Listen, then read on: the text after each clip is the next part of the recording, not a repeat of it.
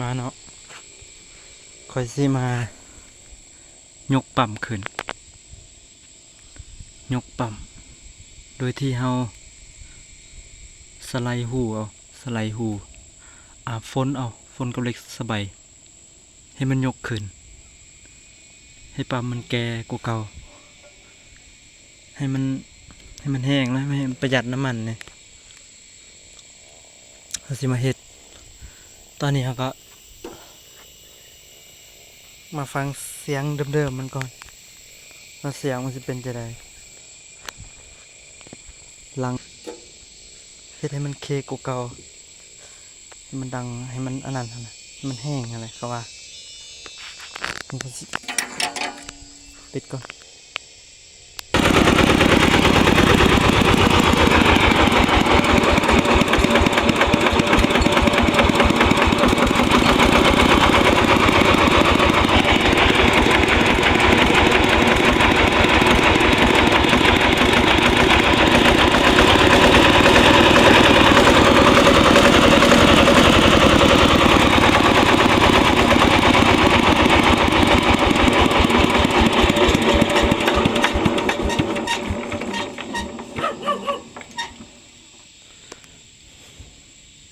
เราสิมาเฮ็ด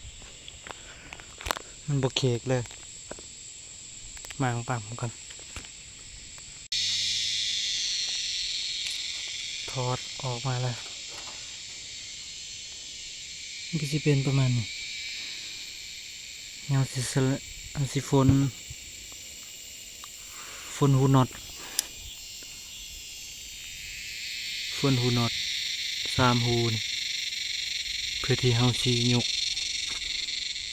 ปั๊มให้มันขึ้นสูงกว่าเก่า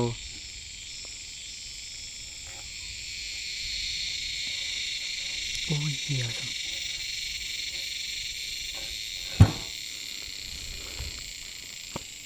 ภายในก็อันนั้นส่วง3แผ่น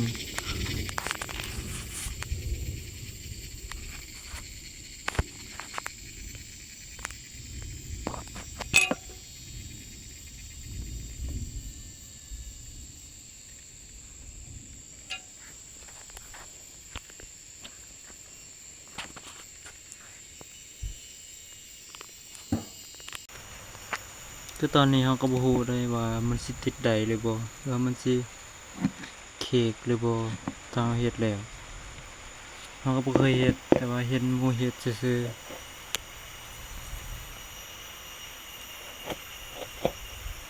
เพราะว่ามันเป็นปั๊ม DI เราต้องเฮ็ดให้มันเคกถ้ารถมันบ่เคกก็มันสิบ่แห้งถ้าจัก DI ระบบธรรมดาก็เฮ็ดก็ได้บ่เฮ็ดก็ได้คือกันแต่ว่ารุ่น DI ต้องเฮ็ดมันต้องเคกหั่นน่ะถ้ามันบ่เคกมันบ่แห้งปานใด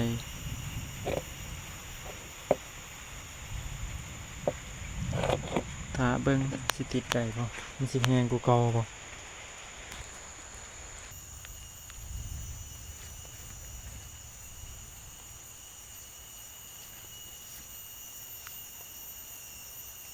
เราสิมาประกอบเลยนะ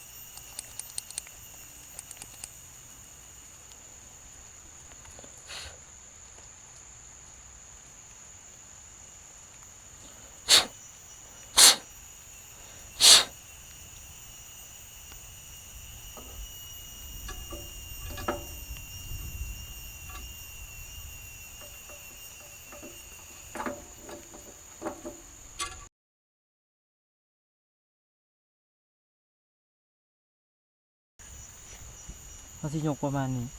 ปกติมันสิเป็นประมาณนี้เนาะบัดเฮาขยายหูน็อตมันก็สิขึ้นประมาณนี้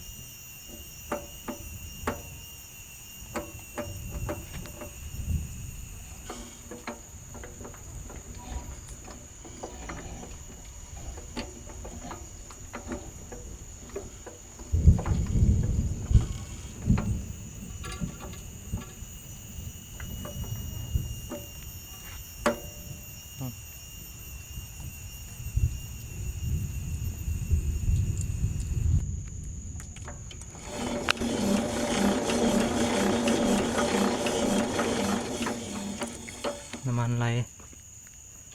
ประกอบเลยว่านี่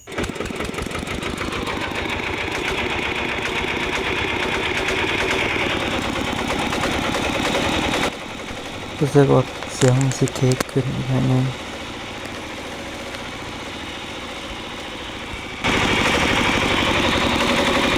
เสียงนี่ก็เฮ็ดแซ่พูนน้ำมันลงบ่ทันเร่งบ่อยากขึ้น